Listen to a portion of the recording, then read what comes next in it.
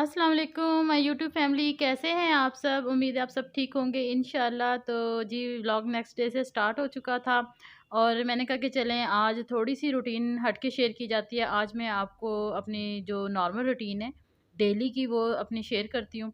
तो बस ये बच्चों को स्कूल भेजने के बाद उसके बाद हस्बैंड का नाश्ता बनाया और उनको भी शॉप पे भेज दिया। उसके बाद अब जी मैं कर रही हूँ घर की सफाई। और बस जी मैंने कहा कि आज असल में मैं डेली तो इसको नहीं करती कलीन को साफ़ ना। वैसे अल्हम्दुलिल्लाह साफ़ ही रहता है, अभी भी इतना ख़ास नहीं निकलता, लेकिन फिर भी छोटे-छोटे ज़र्रे होते हैं जो पाँव में चुभने लग जाते हैं। तो मैं तकरीबन 2 से 3 दिन बाद ना कालीन लाज़मी साफ़ करती हूँ। और ये जो झाड़ू था, अक्सर लोग मुझसे इसका पूछ रहे थे कि ये आपने कालीन पे कैसे इसको यूज़ करती हैं या कहाँ से बाय किया है? ये आम अब शॉप्स में मिल रहे हैं। तो मैं तो ख़ैर शहर से लेके आई थी और ये मैंने पहले इससे पहले मैंने यूज़ किया, तकरीबन वो मेरा साल डेढ़ उसने यूज़ हुआ है, तो लेकिन ये उससे भी अच्छी क्वालिटी थी।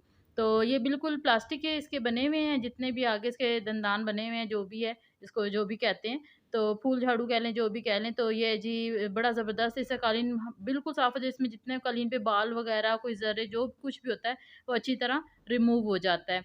तो बस ये फिर मैं ना तकरीबन दूसरे से तीसरे दिन ना इसको लाज़मी साफ़ कर लेती हूँ। बस ये देखें हल्के-फुल्के टिश्यू थे और थोड़े बहुत ज़र्रे थे, तो वो निकले हैं। तो वैसे तो देखने में नज़र नहीं आते, लेकिन फिर भी छोटे-छोटे ज़र्रे कालीन के जो इसके अपने होती है भूर, उसमें फँस जाते हैं। तो बस ये हो जाएगी सफाई, उसके बाद फिर मैं अपना बाकी का घर साफ़ कर लूँगी। फिर जब अच्छा मैं पहले ना पूरे घर में झाड़ू लगा लेती हूँ। उसके बाद फिर मैं क्या करती हूँ कि मैं क्योंकि मेरा किचन बिल्कुल ओपन है, तो उसको मैं फिर बर्तन वॉश करती हूँ। उसके बाद मैं पूरा किचन साफ़ करके तो मैं एक ही दफ़ा पूरा घर वॉश कर देती हूँ। इस तरह काम करने की तरतीब बनाने से एक तो काम ईज़ी हो जाता है और दूसरा बस ये मेरी रोज़ की रूटीन है और इस तरह फिर मुझे अच्छा लगता है, घर पूरा मुकम्मल साफ़-सुथरा हो जाता है। बस सीढ़ियाँ भी वॉश हो जाती हैं। ये बस मैंने कलीन के लिए ही रखा हुआ है झाड़ू, तो बस ये सामने-सामने से मैं इसको निकाल के तो उसके बाद फिर मैं दूसरा झाड़ू यूज़ करती हूँ।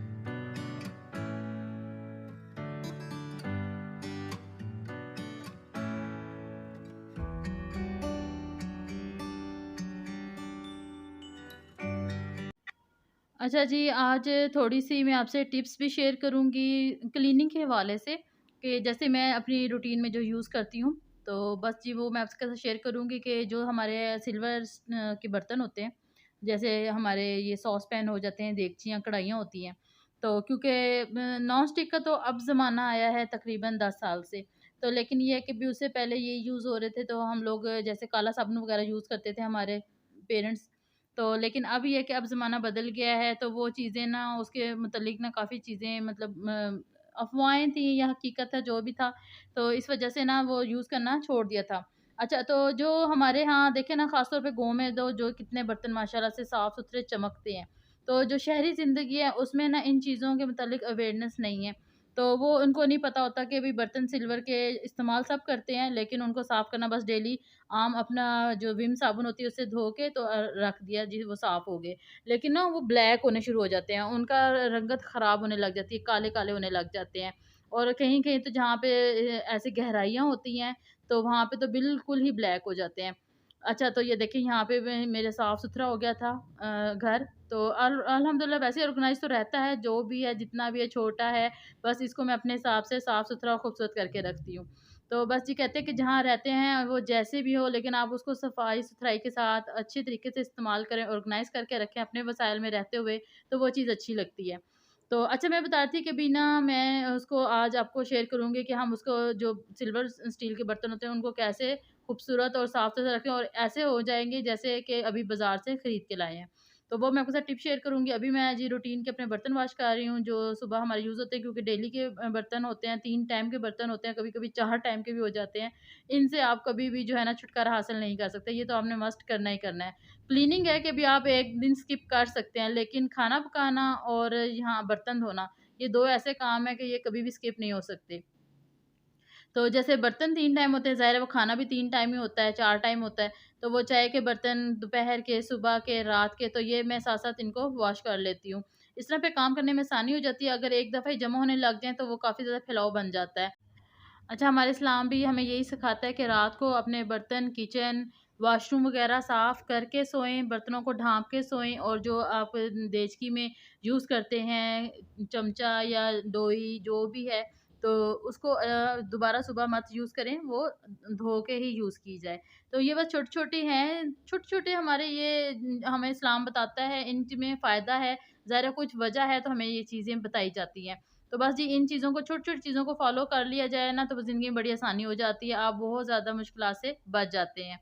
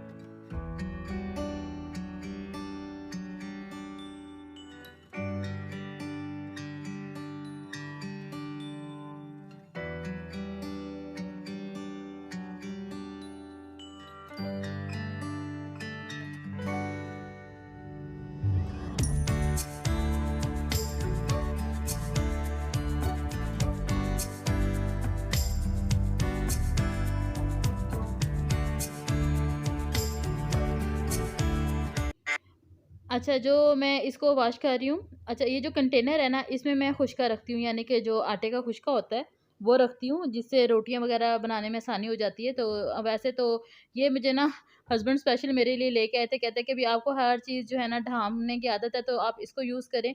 तो ये बड़ा ज़बरदस्त, बड़ा खूबसूरत है, बड़ा स्टाइलिश है, बड़ा अच्छा लगता है। अगर फ्रंट पे भी आपके किचन में पड़ा हो ना, तो ये बहुत ज़्यादा खूबसूरत इसकी लुक आती है। तो बस इसका भी हो गया था, मैं हफ़्ते 10 दिन बाद इसको भी अच्छी तरह वॉश कर लेती हूँ, इसमें फिर एक अच्छी-सी चमक आ जाती है। वैसे तो रोज़ आटे के और घी के हैंड लगते रहते हैं, तो जिसकी वजह से ना इसका जो असल रंग है वो ख़त्म हो जाता है। तो ज़रा इस पे चिकनाई वगैरह आ जाती है, खुश्का आ जाता है, तो लेकिन ये है कि भी आप इसको हफ़्ते बाद वॉश कर लें, तो ये बड़ा साफ़-सुथरा, बड़ा खूबसूरत लगता है। तो देखें ये स्टील का बना हुआ है, और इसके अंदर मैं अपना जो खुश्क आटा है वो रखती हूँ। तो इससे ही फिर बाद में मैं रोटियाँ इससे बनाती हूँ। अच्छा, तो ये जी मैं इधर सिंक अपना साफ़ कर दिया और ये अच्छी तरह चमक जाएगा। अच्छा, आप मेरे सिंक की लुक देखें कि बिल्कुल इसके अंदर ना कोई, हालाँकि इसको तकरीबन 7 साल हो गए हैं सिंक इस्तेमाल करते हुए, तो इसकी ना चमक वैसी की वैसी बरकरार है। अगर चीज़ों को साथ-साथ साफ़ कर लिया जाए, उनकी सफाई का ख़्याल रखा जाए, तो वो चीज़ें कभी भी अपनी असल साख़्त नहीं खोती, और वो लॉन्ग टर्म के लिए चलती हैं। अच्छा, तो इसके बाद मैं किचन के सारी क्लीनिंग कर लूँगी, अपना जितना भी चूल्हा वग़ैरह है वो वैसे ऑलरेडी साफ़ ही था, तो बस मैंने उसके ऊपर रैक फेर लिया था अच्छी तरह, और फिर क्योंकि इसकी मैंने हर चीज़ रिमूव करके, तो उसके बाद मैं इसको अच्छी तरह साफ़ करूँगी, और फिर उसके बाद मैं शेल्फ़ वग़ैरह, फ्रिज की फ्रंट की सफाई, क्योंकि ग्लास का फ्रिज है, तो ग्लास डोर है उसकी, तो वो फिर मैं अच्छी तरह साफ़ कर लूँगी। कैबिनेट्स वग़ैरह साफ़ कर लूँगी, जो मैंने एक कैबिनेट स्पेशल बनवाया हुआ है और उसको मैंने दीवार में लगवाया है। तो बस वो मैं साफ़ कर लूँगी। उसके बाद जी मेरा किचन, ये मेरी डेली की रूटीन है। इस तरह मैं डेली करती हूँ, मतलब इसमें ये स्किप नहीं हो सकता कि हाँ, कोई वैसे इमरजेंसी है कि कहीं मुझे जाना पड़ रहा है, या मैं क्या कहते हैं, अल्लाह माफ़ करे, बीमार हूँ, तो फिर उस वजह से है कि भी ये क्लीनिंग नहीं हो पाए, लेकिन ये कि ये डेली रूटीन में शामिल है। क्योंकि सुबह जैसे मैंने आपको अपनी रूटीन बताई हुई है कि बच्चे स्कूल जाते हैं, फिर उसके बाद हस्बैंड का नाश्ता, उनको नाश्ता कराना, उसके बाद फिर मैं व्लॉग एडिट करती हूँ। व्लॉग एडिट करने के बाद फिर मैं उसके अपने बाकी रूटीन के काम करती हूँ, और फिर रात का डिनर बनाना होता है। तो बस जी ये दिन भर की मसरूफियात होती हैं सारा दिन की, क्योंकि बीच में फॉलोअर होता है, स्टूडेंट्स होती हैं, बच्चों का आना, उनका स्कूल का जाना, फिर उसके बाद स्कूल से आना, बस ये सारा दिन की रूटीन होती है और बिज़ी जाती है। तो समझ ही नहीं आती कि भी, और बड़ा ही कहीं जाने के लिए स्पेशल टाइम निकालना पड़ता है, और कई दिन प्लान करने के बाद बाहर निकला जाता है।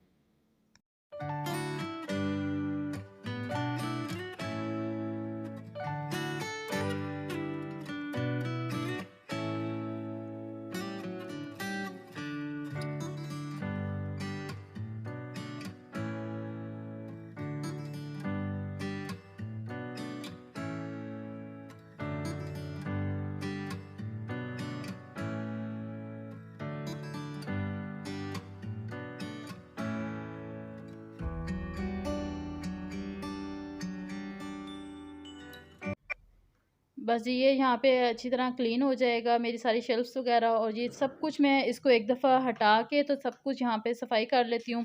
इससे एक तो ये ज़हनी तसल्ली हो जाती है कि भई यहाँ से अब अच्छी तरह रिमूव हो गया है हर चीज़, कोई गर्द वगैरह नहीं है। यकीनन सबके घरों में ऐसे ही डेली रूटीन होती है और सब अपने ही किचन को, घर को इसी तरह मैनेज करती हैं। क्योंकि ये ख़वातीन के आप जितनी मर्ज़ी पढ़ाइयाँ कर लें, जो मर्ज़ी आप जॉब करती हैं, आप कहीं भी आप मतलब घर पे रह के वर्क करती हैं, तो लेकिन ये जो घर की तवज्जो है और घर के काम है, ये मस्ट करके ही आपको बाकी अदर काम देखने होते हैं। क्योंकि इसमें आप ना इसको स्किप कर सकती हैं, अगर आप आँखें बंद भी कर लें कभी, जैसे कि अच्छा मेरी जो अपनी पर्सनैलिटी है, जो मेरा अपना ज़हन है कि अगर अल्लाह माफ़ करे मैं बीमार हो जाती हूँ, तो मुझे सबसे ज़्यादा टेंशन यही होती है कि घर का काम, घर की सफाइयाँ, तो ये कैसे हो पाएँगी, घर कैसे मैनेज हो पाएगा।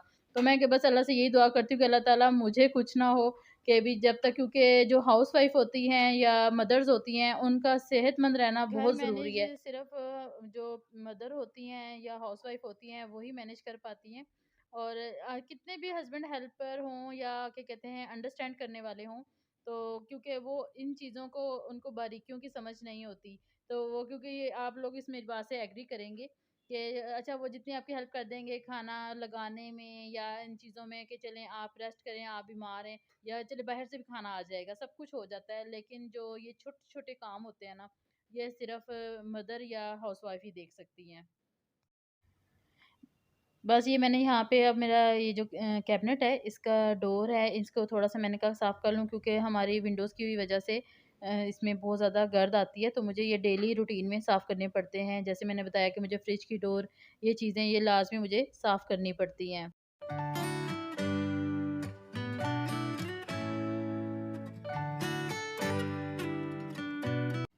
जी, तो ये मेरे फाइनल लुक है। यहाँ पे हर चीज़ ऑर्गनाइज़ हो चुकी है, साफ़-सुथरी हो चुकी है, वहाँ पे मेरी मोपिंग पड़ी है। तो बस जब ये मैं फ़र्श वग़ैरह वॉश कर लेती हूँ, उसके बाद एंड में मैं इसकी मोपिंग करती हूँ। तो अच्छा, जो मैंने आज आपसे टिप शेयर करनी थी वो ये है कि ये देखें, जो बर्तन है ना सिल्वर के, ऑलरेडी मेरे सिल्वर के बर्तन चमक रहे हैं, क्योंकि मैं इसको डेली बेसिस पे यूज़ करती हूँ। अच्छा, तो आपने क्या करना है कि काला तेल लेना है। काला तेल वो वाला होता है जिससे आम सोडा बनाते हैं, सर्फ़ वग़ैरह बनाते हैं, लोकल सर्फ़ जो बनती है, तो उसमें काला तेल यूज़ होता है। आपने क्या करना है कि आपको सिर्फ़ काला तेल लेना है और अदर इसके साथ कोई भी और मटीरियल नहीं लेना। बस ये हम लोग क्या करते हैं कि अपना काला तेल मँगवा लेते हैं और उसको स्टोर करके रख लेते हैं। तो थोड़ा-थोड़ा, एक-एक ड्रॉप करके हम डेली बर्तनों पे यूज़ हो जाता है। वो ऐसा यूज़ हो जाता है कि आपको सिर्फ़ 1 ड्रॉप चाहिए और इससे आपके जितने भी बर्तन ब्लैक हैं, सिल्वर के दाग वाले हैं, हाँ, जिनके बहुत ज़्यादा ख़राब हैं, उनको तो वक़्त लगेगा, यानी कि 2-3 धुलाइयों में वो जाके साफ़-सुथरे होंगे, लेकिन चमक उनमें आ जाएगी फिर भी। तो लेकिन जैसे कि ये वाले बर्तन हैं, जैसे हम लोग अब डेली के इसको बेसिस पे यूज़ कर रहे होते हैं, तो बस 1 ड्रॉप लेते हैं और उसको जो कूचा होता है हमारा जाली, उसके साथ अच्छी तरह हम लोग इसको रब करके और इसमें चमक पैदा हो जाती है। तो बस जितना भी इसका होता है मटीरियल, इससे ये है कि बर्तन बिल्कुल ऐसे लगते हैं कि जैसे अभी आप मार्केट से लेके आए और फर्स्ट टाइम इसको यूज़ करें। अभी मैं आपको इसका रिज़ल्ट भी दिखाती हूँ। तो ज़बरदस्त तरीके से हम इसको जो है ना इस्तेमाल कर सकते हैं, और ये इससे जो है ना हमारे बर्तन अलमारी में लगे हुए या पड़े हुए चूल्हे पे बहुत खूबसूरत लगते हैं, साफ़-सुथरे लगते हैं। क्योंकि मुझे वो बर्तन बहुत बुरा लगता है जिसमें ये दाग वग़ैरह हों या वो थोड़ा-सा ब्लैक हो जाए। तो बस जी ये देखें अच्छी तरह साफ़ हो जाते हैं। अच्छा, इसको एक इसकी टिप और है कि आप इसको जब यूज़ करें ना तो ग्लव्स मस्ट पहन लें, क्योंकि मेरे ग्लव्स तो ख़राब हो चुके थे, वो फट गए थे। तो मैंने दोबारा, क्योंकि शहर गई नहीं थी, तो मेरे वो लाने वाले हैं, लेकिन जब भी मैं ये काला तेल यूज़ करती हूँ तो मस्ट इनके ऊपर मैं ग्लव्स पहनती हूँ। क्योंकि इससे ये है कि भी ना हाथ और नेल्स इनकी ना बचत हो जाती है। वैसे ख़राब नहीं होते हैंड, लेकिन ये है कि थोड़े से वो नेल ब्लैक-ब्लैक होने हो जाते हैं, जिसकी वजह से वो बुरे लगते हैं। तो लेकिन ये है कि सफाई करने के बाद वो साफ़ हो जाते हैं। तो बस ये है कि भी इसकी एक टिप है कि भी आप इसको ग्लव्स पहन के करें तो आपके नेल्स पे भी असर नहीं जाएगा।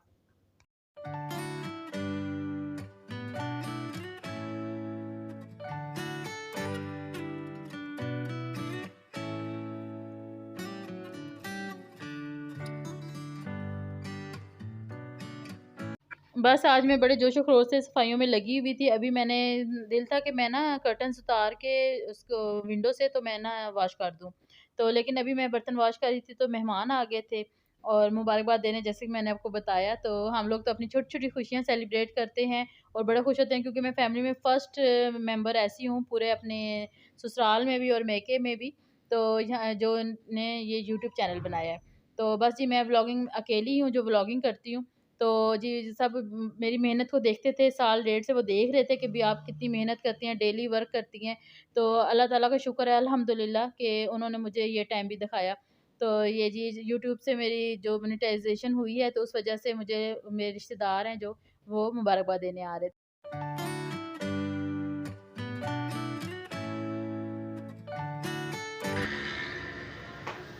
हाँ, है ना? हुँ।